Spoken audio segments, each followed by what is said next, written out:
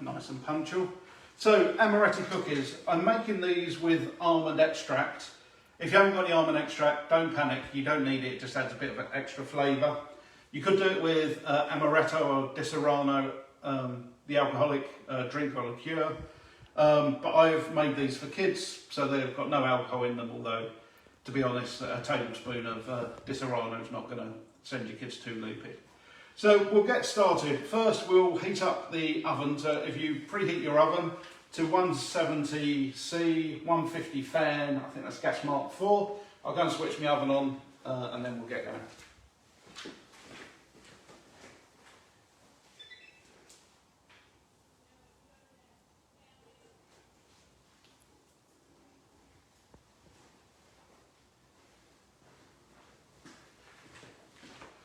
Right, so the oven's preheating. Can you just give me a thumbs up or pop something in the comments just to make sure that you can hear me okay and you can see me nice and clearly? Yep, it's looking like we're getting thumbs up. Brilliant. So, what we're going to do to start with is, if you haven't already, just line your baking sheets with a sheet of baking parchment. I even do it if I've got non-stick pans. You know what your pans are like, so line them if you need to. If don't worry too much. Then they're all ready. We're going to get a bit messy. This is a very hands-on bake, which is a great one to do with kids or relatives for a bit of fun. We're going to go old school. We're going to have to whisk some egg whites with a normal whisk. If you've got an electric whisk, that's great. If you've got a stand mixer, even better. First, we'll start by separating 3 large eggs. And it's critical that you don't get any of the yolk into the egg mixture. So I normally make a mess of lots of bowls. So I'll normally crack my egg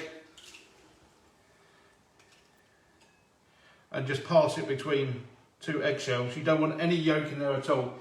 So I separate the yolk, put the eggshells in a separate bowl, then I pour that into the bowl that I'm going to whisk. Because if I've cracked 2 or 3 eggs and the last one has got a bit of egg yolk in, I'm going to ruin all of my whites that I've done already. So I do them separately and then pour them into the bowl. So we'll go on for the second one.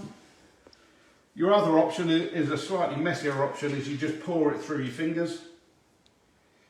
Give it a bit of a jiggle. As you see, I've messed it up and I've got a bit of yolk in there, so I'm going to keep that one for an omelette later. Lucky I've got some spare eggs.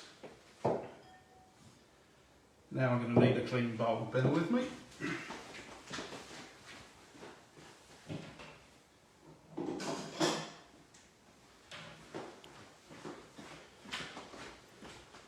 The key reason not to get any yolk actually in the egg whites is that your meringues won't whip up if it's got any yolk in at all, or any fat. So it's critical that you keep it fat-free. You can, for the bowl that you're mixing in, wipe it with a little bit of lemon juice, just to wipe out any fat that may have been in there, but this has been through a dishwasher, so I know it's good. And then we go on to the last egg. That looks good. You can keep your yolks. I've got a little bottle of water to wash my hands. You can keep your yolks and use them for custards or just any egg dish that you fancy making. Don't throw them away.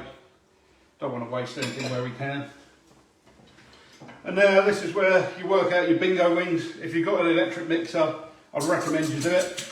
My recipe says whip them to stiff peaks. In reality, as long as it's nice and fluffy, you'll be okay. Just want to check everyone's keeping up at the moment, so give me a thumbs up if you're pretty much in line with me. The reason I'm doing a whisk is I'm going to give you time to catch up if you're not.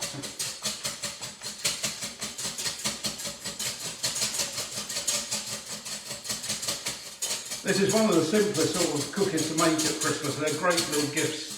They look really pretty. You can pop them into a little cellophane bag or a little cardboard box to give to the relatives, or just have them around when you've got, well, if we could have guests around, when you've got your family bubbles around. To keep whisking, I want to go a bit further than this if we can. So these cookies aren't the rock hard ones. There's 2 types of Amaretti cookies. These will be crunchy on the outside and soft and gooey in the middle. I prefer these a lot better than the other style.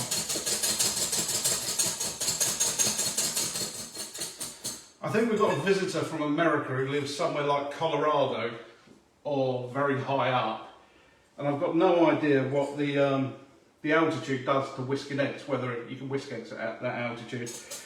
I know it messes up cooking in other ways, so it'll be interesting to see how they go.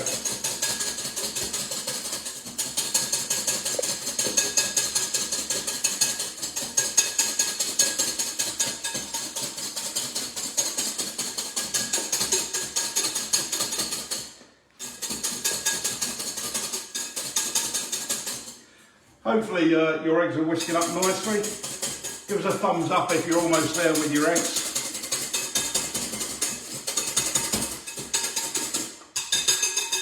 My arms are aching, so I'm going to stop about there. You can go a little bit firmer if you want to, but we're going to beat this all back into the sugar and eggs, so you don't need a lot of volume. It just helps distribute it. If you're all good there and you're whisked, I'm going to put in a little drop of almond extract, so about half a teaspoon or a teaspoon if you have it.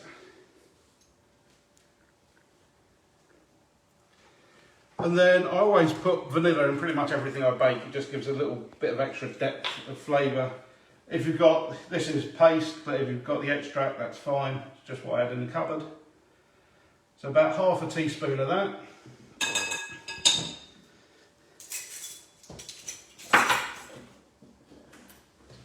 And just whisk that through the egg whites to distribute it nice and evenly. It's already smelling like a baked tart. Just having that extract in does pump it up a little bit.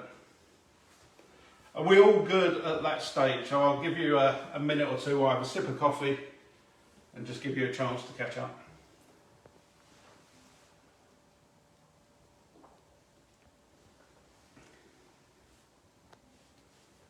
If you've got any questions, feel free to type them in as well if you're not in the middle of whisking.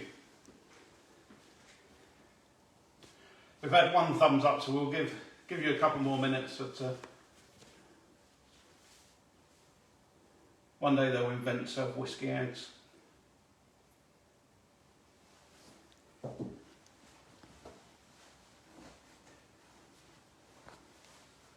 Right, we seem to have a few more thumbs up. So what we'll do now is we'll add the sugar. So we've got 280 grams. Oh, wrong question. Sorry. Someone missed the 2 liquid measurements. What were they? So it's half a teaspoon of vanilla extract or essence, and then a teaspoon of almond extract. And again, if you haven't got either, it doesn't matter. You will get the almondy flavour out of the almonds that we're going to put in, but it just amps up the flavour a little bit. So well worth it if you've got it. Okay, we're going to go in with 280 grams of sugar and 280 grams of ground almonds. And then we're also going to put in an extra tablespoon of water. Again, if you want to put in alcohol at this point and you've got some Amaretti, put in a tablespoon of Amaretti, and then we'll mix it in. How stiff should the eggs be? They should be, ideally stiff peaks are quite stiff, but if you take them up so they've at least doubled in volume, they don't have to be super stiff, because as you'll see, we're going to just mix all this in and a lot of the air is going to go out of them anyway. It just makes it easier to incorporate the almonds. Get them nice, white and fluffy and you'll be good. So now you can either use wooden spoon or rubber spatula, your choice, and we'll just start mixing it all in.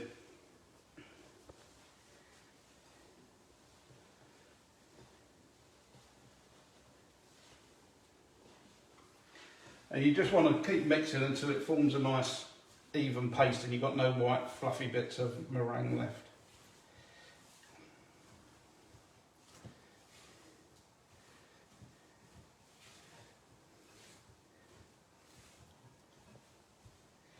You'll see it's starting to come together a bit like marzipan now.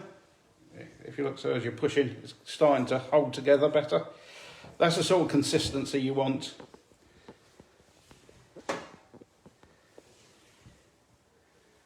And once you're there and you can't really see much of the white meringue left, you should be good to go.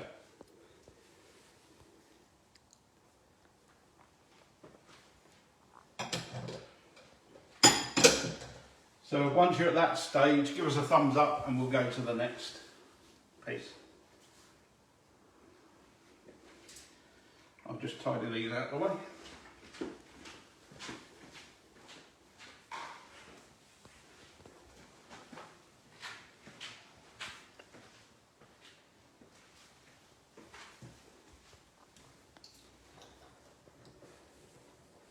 These should be cooked and lovely and warm perfectly for a little snack before tea time. Or depending where you are in the world, maybe before 11 is. So I'm going to lay out my 2 baking trays ready. If you're doing this in the kitchen, ideally locate yourself next to the sink because you're going to need to wet your hands. I've just got a bowl of water here, because this does get a little bit sticky, so you need a little bit of water on your hands as you mould them. And also, what I've done is I've just put 4 heaped tablespoons of icing sugar into a bowl, and what we do is we mould a ball of cookie, plop it into the icing sugar and give it a nice coating. That gives that nice snowball effect. Squish it down a little bit, and as you bake it, they crack as well. It gives you a beautiful effect.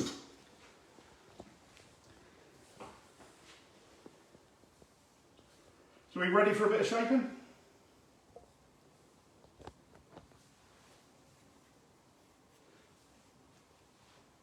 Yep, we're good to go.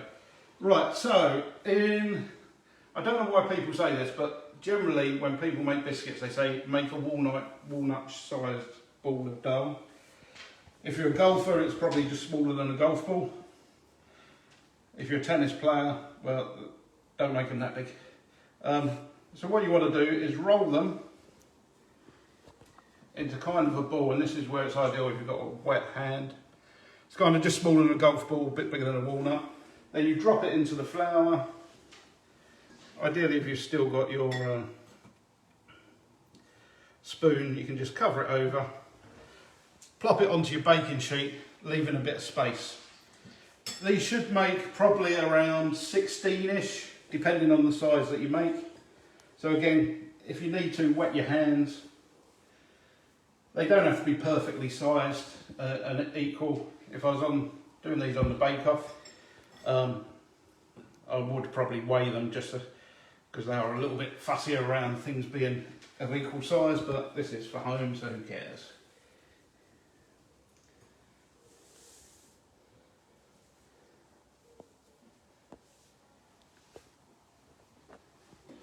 Is everyone doing good? Got one question when you're ready. Yeah, fire away your questions. Is it 280 grams of sugar and ground almond? Yeah, so 280 grams of almonds and 280 grams of caster sugar. So equal weights of both of them, 280 grams, 3 eggs, or 3 egg whites.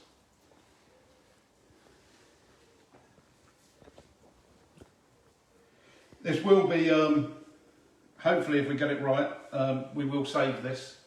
So you'll be able to go back and look at it. If you want to, if you're not baking along and you want to go back and bake them later. And again, any photos you've got, send or post them onto the NASS website, because we love seeing how everyone's bakes come out. I don't know if Pauline is on today or not, but one of my friend's mums who we grew up with joined the bake along from the beginning when we was doing the lockdown ones. And she sent me a lovely little note saying it's got her group doing their own bake-alongs every week. So it's brilliant at getting people together. So it's very heartwarming to see that, whilst I haven't been around for a few weeks doing these, that people are still baking along together and keeping that social contact in a tough time at the moment.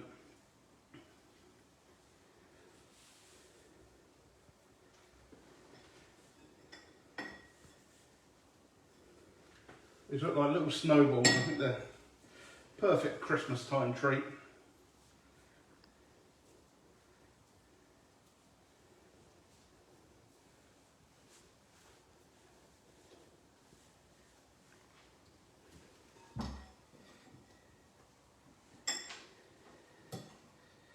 If you've got any questions about the Christmas show, I'm more than happy to start answering them as I'm rolling my little balls.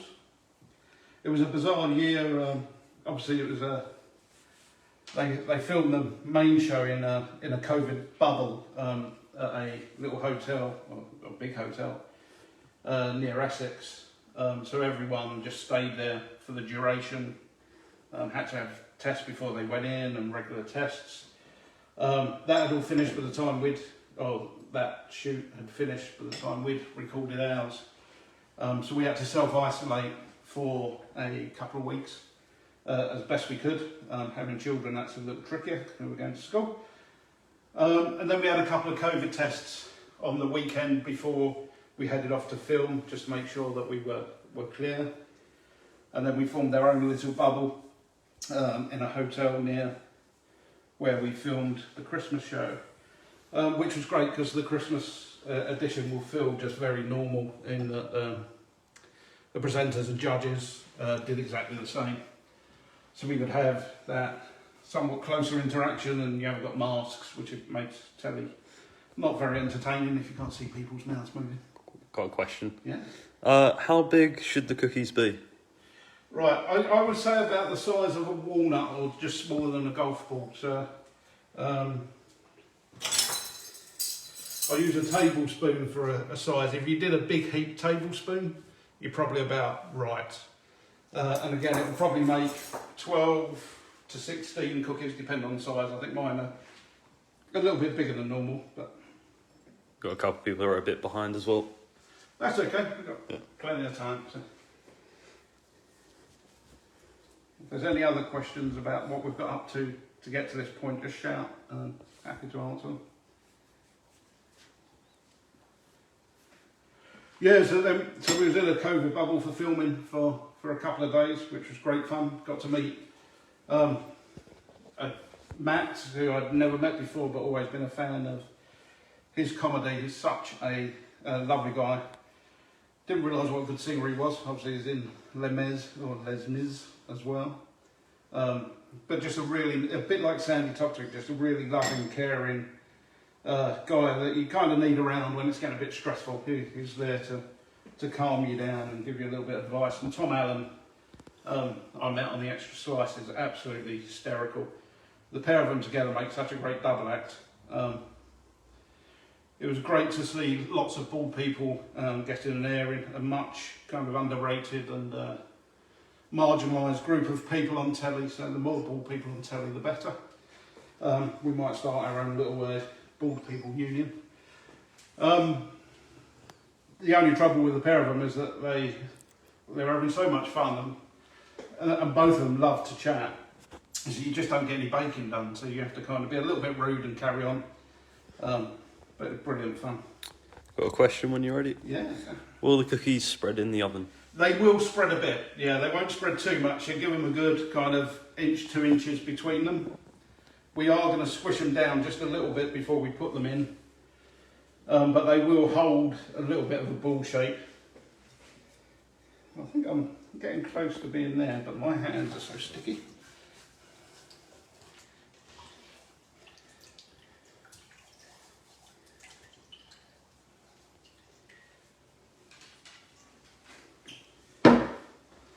What was lovely being back in the tent is that a lot of the crew that filmed back in 2017 when I was originally on the show are all still there, but have all progressed through their careers.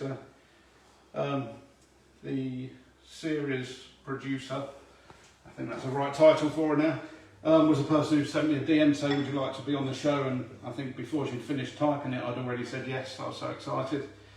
It was great, an honour to be asked back. But she was one of the kind of the junior story producers when I was first on the show. Who was asking the questions when you see those little shots to video that they do outside. They're the story producers who were kind of with you all that weekend. So it was great to see how careers have progressed, but it still felt like going back to the Bake Off family. It was lovely.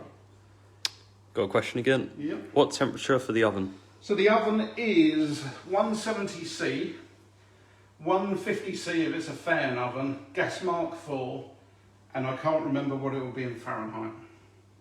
We might have to ask Alexa. I'll look it up quickly. Okay. What was it, C? 170C. Got it.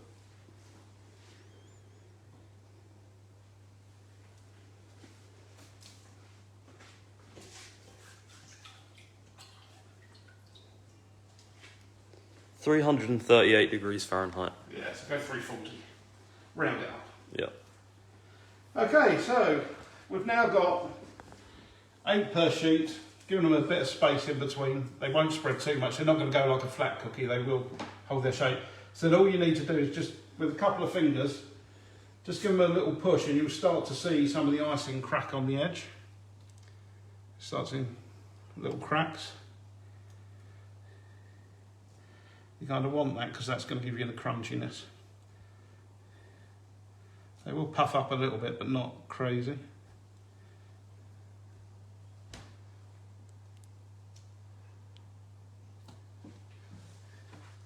And just as a bit of extra flourish, where I put my fingers on, I'm just going to dust a little bit more icing sugar. Again, we don't need perfection here, it just makes them look nice and pretty. Any other questions on?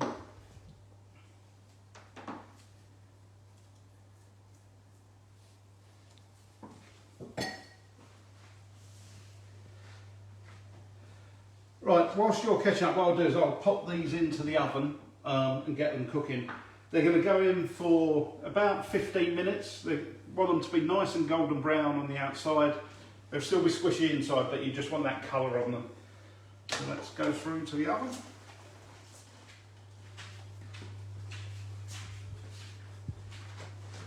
This is where I run out of hands.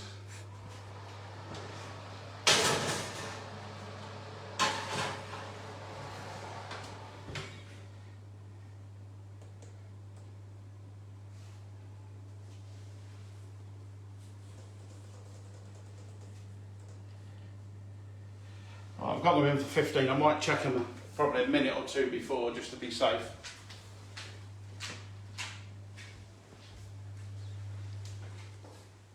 How's everyone doing out there? What stages are you at? Are you rolling at the moment? Anyone further behind that needs a little catch up? Happy to answer any questions.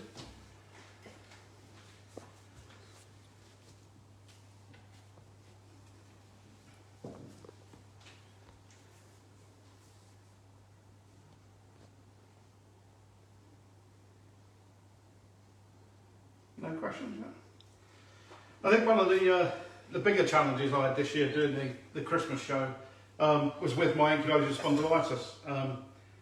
I think lockdown hasn't been great for a lot of people with access to physio and doing all the things that you used to do. So I've felt that my back's been getting worse.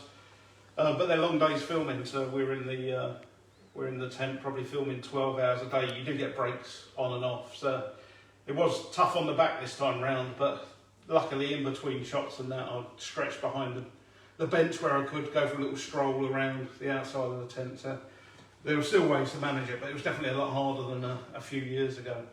But it's always good to push yourself a little bit. It was good pain in the end, a bit like a really heavy physio session each day. Really needed the bed at the end of the day though, to be fair. Got a couple of people with them in the oven, and some people just put them on trays at the moment. Brilliant. No, everyone's doing really well.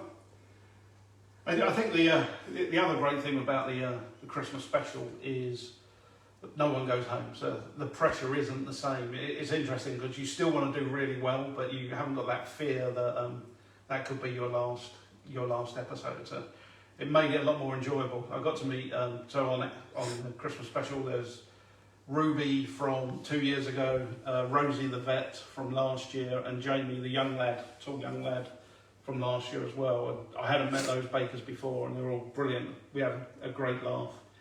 So it was good to get different competition as well from your own series of bakers. Got a couple of questions. Yeah, fire away. How long do they go in for? They go in for about 15 minutes. I would start checking them around 13. You want them nice and golden brown. Depending on the size, you may need a little bit longer or a little bit less. But yeah, if you aim for about 15 minutes, you should be about right. And Gemma asks, how often do you bake at home? I think Oliver could answer that. A lot, too much. Too much, yeah. Quite a lot. So I probably bake something 3 or 4 times a week. I'm going to go and show you what I baked this morning. I'll bring it out.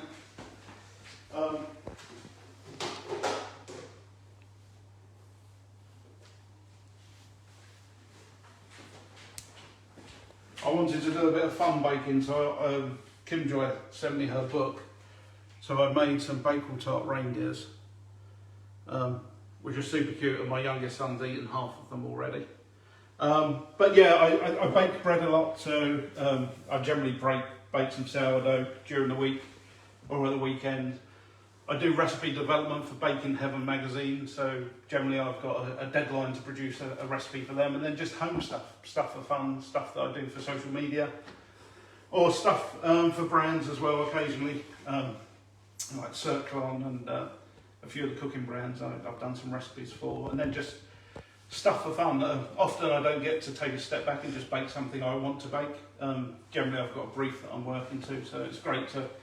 Kim Joy's book's behind me, she does some really pretty stuff. It's nice to do something a little bit different every now and again. But yeah, baking non-stop pretty much. The tough thing not being in the office is that most of it sits at home, so I have to offload it carefully to my parents and family. So my wife is kind of dreading me, especially as we're coming up to Christmas, where we should be being a little healthier before we hit the main indulgent season. Any other questions? Not at the moment. Got a lot of thumbs up. Excellent. Hopefully most are in the oven now. Yeah, we got a few more people saying that they've put them in the oven. Yeah, brilliant. Yeah, with the bake-off, we don't get to see how it's edited before it shows. So it's been interesting and scary. We saw, obviously, the adverts just come out, so we can see some of the bits that are in there. So I can say that the showstopper are fantastic this year. It's a festive feast showstopper, so it doesn't have to be a traditional turkey dinner. It could be whatever is your feast. So there's some really good interpretations by Ruby, and also Jamie did a great different take on a Christmas feast. Me and Rosie went a bit more traditional, but I think I've been talking to a few people that some of the showstoppers we've seen through this series have never been as big and bold and brash as you'd probably want for a showstopper. And I think we've put it right on this one. We had some fantastic time making some great showstoppers. And the signatures were interesting. We had to do panettone. You see those in the advert as well. So I'm not giving any spoilers away. A Christmas festive panettone, but trying to do a panettone that's normally a 2-day bake in a couple of hours made it exceptionally challenging, but it was good fun. Got a question? Yep. What dessert are we having this year for Christmas? Who's coming around for dinner? Traditionally, we always have mince pies, Christmas pudding. The kids don't like those, so we'll have a chocolate Yule log for the kids with cream. But yeah, we're pretty traditional with our puddings. I went out on trifle week, so we'll never have a Christmas trifle ever again in our house. And then a lovely cheese board. Need a decent cheese board for Christmas.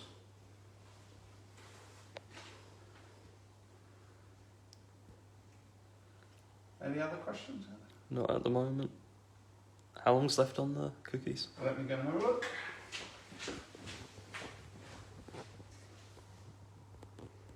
We've got about 8 minutes left on. 8 minutes, cool. Yeah.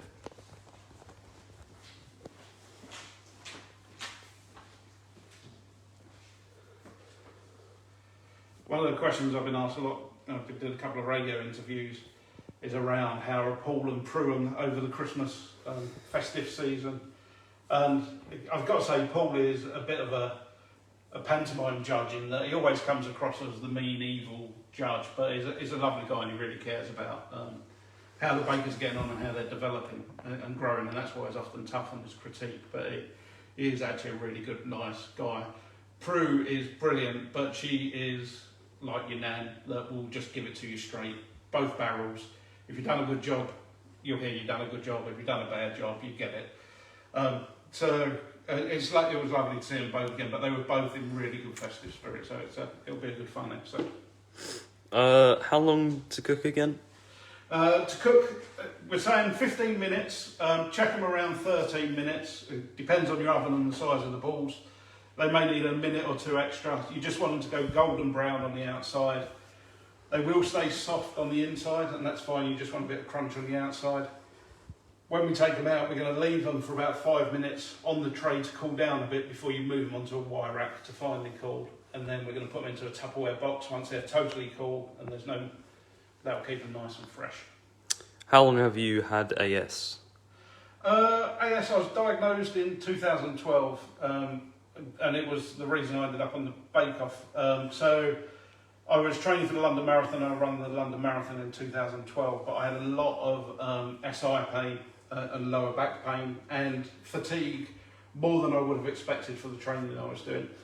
So after the marathon, I went to my doctors. I was very lucky. I got a very thorough doctor who did loads of tests and then said, let's refer you to a rheumatologist. So it probably took 6 months. I was very fortunate because diagnosis time can be exceptionally long, that I was referred to a good rheumatologist. And I went to him complaining about the fatigue, and I had a bit of back pain and never put the two together. So I was talking about fatigue. He said, let's talk about your back first. And I told him what my symptoms were, and he said, well, actually, I think you've got a form of arthritis that's potentially called ankylosing spondylitis. So we'll send you for some blood tests first. So I come back positive for the HbA27 gene, if that's the right gene. And then we did some CT scans and MRIs, I think it was a nuclear bone scan as well, where they injected me with some weird dye, and come back with the diagnosis. Fortunately, they caught me very early on, so there's not much degeneration of the spine. So I was lucky. So I've been living with it. When I look back, I've probably had pain back to 1999. I just never really associated it with something more sinister going on in the body.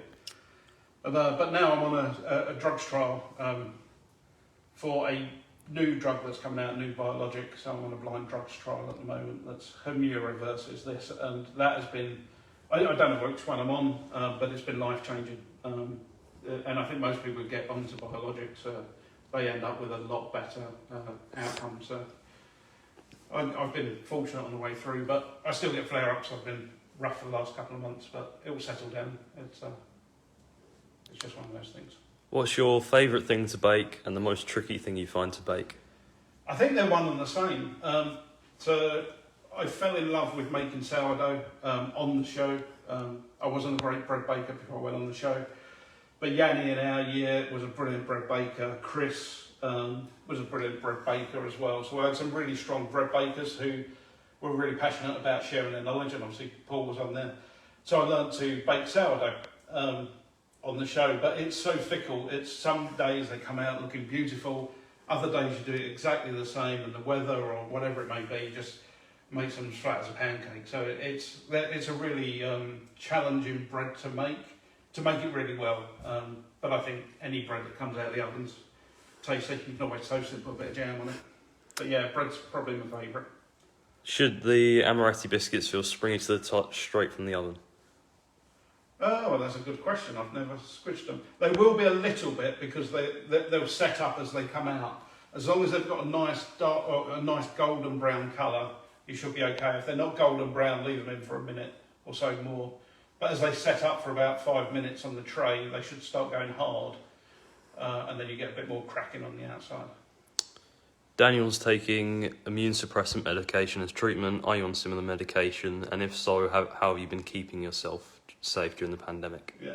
So under this trial, there are immune suppressant drugs. So it's Hillery versus another equivalent of immune suppressant. I've been fortunate. I've been working from home, so I haven't had to travel into the city much. I've been taking the same precautions that most people have: washing my hands a lot, disinfecting your hands, sanitising, wearing masks, socially distanced, just being careful. I have not been out probably as much as I used to, so unless I really have to go into town, I don't bother now. But it's just using those sensible, practical tips that I think most people are using. But touch wood, I've had no issues so far. I've had 4 COVID tests and they've all come back clear. So my approach seems to be working at the moment, but it's what works for some people. Some people haven't got that luxury, and I recognise that. I'm very fortunate that I can work from home in a little shed out in the back garden, because I do project management work, so I can do it from pretty much anywhere. That's about it as far as questions. Cool. I'm going to go and have a look to see how ours are doing in the oven. Should we have a quick look? Yep.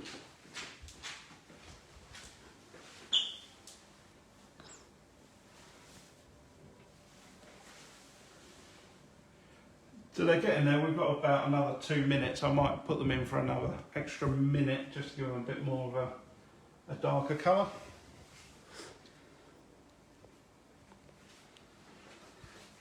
How's everyone else doing? Are they coming out of the oven, or still a few minutes to go?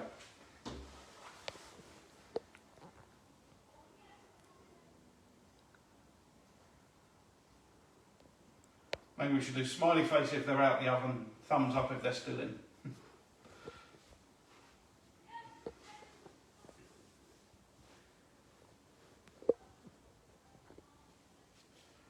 Any other questions? Looking a bit pale still on some of them. Yeah, if they're looking a bit pale, feel free to leave them in for another minute or two. Go by the colour. If you go for that nice sort of golden cookie sort of colour, you should be good. And I'm getting a lot of thumbs up, about 5 or 6 thumbs up. So most of them are still in the oven. Cool. Even if they're a little bit under, they'll be fine, because as long as you like the almondy marzipan type of flavour and texture, you're going to get an almondy middle. So they're edible anyway. The eggs will be cooked through, so there'll be no issues. And you can always go a bit over on these because they're quite soft in the middle. If it's a bit crunchy on the outside, you'll be good. Have you got any exciting plans for next year that you can tell us about? Oh, that's a good question. Well, I turn 50 next year, so I want to have some nice, fun 50th birthday stuff to do. So I'm 50 in January, so I'm going to celebrate all year round. We were planning a road trip to California, which we had to put on hold. So next year it'd be lovely to go out to California, Los Angeles, do a bit of a foodie tour with kids who want to go to the theme parks, hit the beaches. And I've also got some American Great British Bacon friends who live in that region who I'd love to catch up with as well. So it'll be a bit of a busman's holiday, a bit of food, a bit of beach, but lots of relaxing. All right, I'm beeping, I'm going to go back to the oven, so I might put them on for another minute.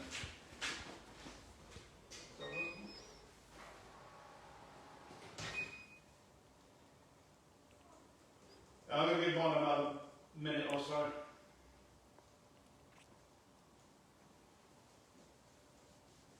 I'm going to give mine another 2 minutes.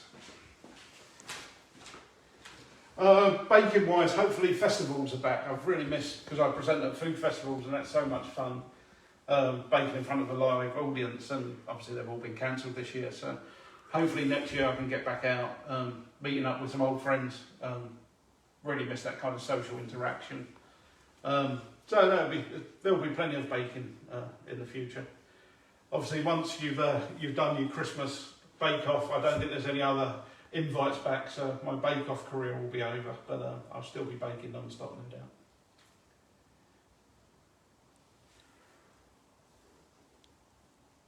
The ones that come out of the oven, are they looking nice and golden?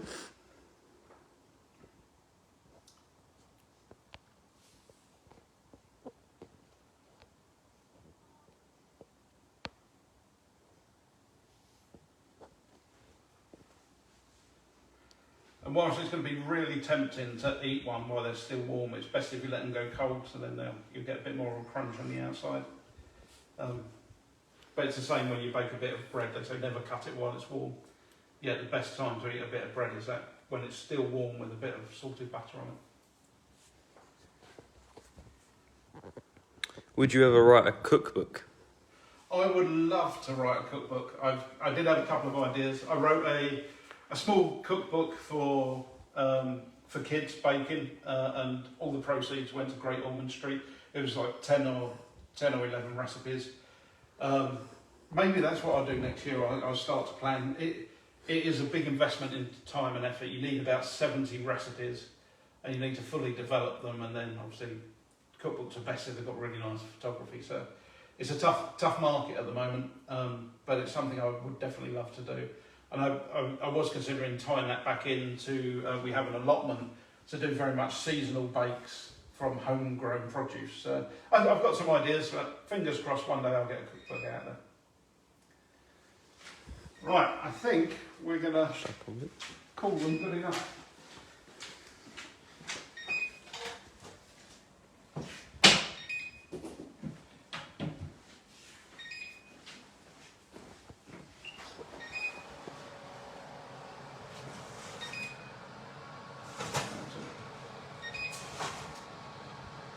Actually, I'm going to leave mine in a little bit longer.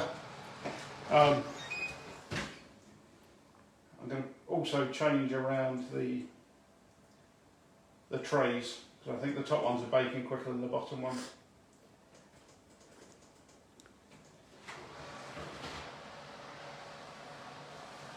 Hopefully I don't drop them. As you can see, they don't spread too much. You want them to hold that sort of shape and you get a lovely crunch. Feel free to leave them in for a couple more minutes, see a nice golden brown.